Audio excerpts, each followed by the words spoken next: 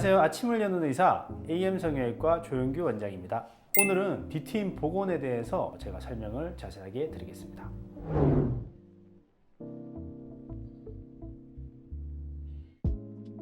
트임 복원은 눈꼬리살을 다시 원래 위치로 되돌려 놓는 작업이기 때문에 트임하기 전으로 돌아가죠.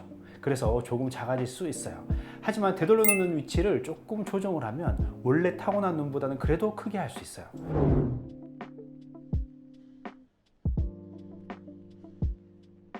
네, 그렇습니다. 이러한 경우도 복원 혹은 재수술을 받는 게 좋죠. 뒤트임 후에 삼배간이 발생하는 것은 보통은 조금 과하게 눈꼬리를 내렸을 때 발생하는 경우가 많아요. 만약 3개월 정도가 지났는데도 삼배간이 좋아지지 않는다면 교정 수술을 해보는 것이 좋죠. 암건 외반은 한마디로 눈이 뒤집어지는 건데, 이것은 눈꼬리를 과하게 내렸거나 혹은 골막 고정이 확실하지 않고 풀려버려서 발생하는 문제입니다. 이 경우도 정확한 원인을 짚고 새롭게 교정 수술을 하는 것이 좋아요.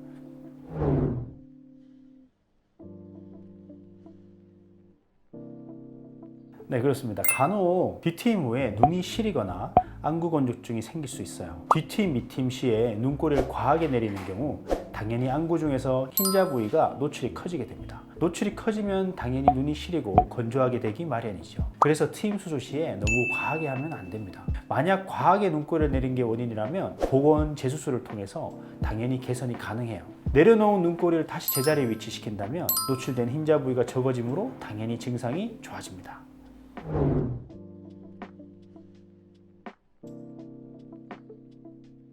뒤트임의 흉터는 크게 디귿자 흉터, 점막 노출, 속눈썹 단절, 피부 흉터 등이 있어요. 보통은 정도의 차이는 있지만 양측에 모두 생기는 경우가 많아요. 하지만 한쪽만 생기는 경우도 종종 있습니다. 골막 고정이 한쪽만 빨리 풀렸다든지, 수술 시 한쪽이 과하게 고정이 되었다든지, 이러한 경우에는 유난히 한쪽만 흉터가 생기는 경우도 있습니다.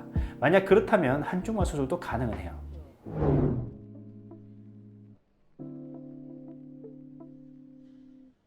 아무래도 한번 손상되었던 조직이기 때문에 흉살과 유착 정도가 프레시한 조직에 비해서는 심하죠. 재수술할 때 흉살을 모두 걷어내고 유착도 다 풀어주고 할 일이 많아요. 그러면 수술 시간도 좀 더 길어지고 당연히 붓기가 평균적으로 조금 더 생기죠. 그래서 회복 기간이 조금 더 길어진다고 얘기는 합니다. 하지만 초수술에 비해서 붓기가 2배 이상 그렇게 많이 생기지는 않아요. 개인 편차가 있어서 재수술도 별로 붓지 않는 경우도 많습니다.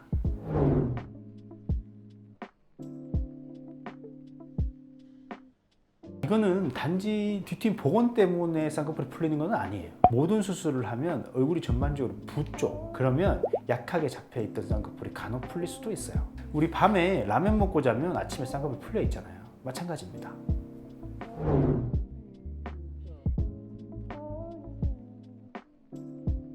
찝혀 보이는 걸 얘기하는 것 같네요. 볼펜으로 콕 집어 놓은 것처럼 보이는 경우가 간혹 있어요. 피부 및 인대를 눈가뼈의 골막에 고정하는데요.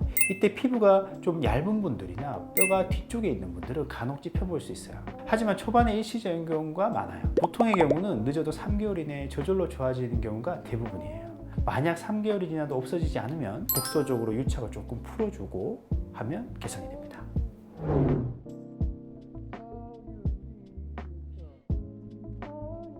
정해져 있는 건 아니에요. 하지만 여러 번 하면 할수록 당연히 조직이 흉사화 되는 거죠. 피부도 말랑말랑하게 부드러워야 되는데 캐러멜같이 딱딱하고 뻣뻣해지는 거죠. 그래서 너무 자주 하는 건 좋지 않고요. 필요할 때 정확한 수술을 해야 합니다.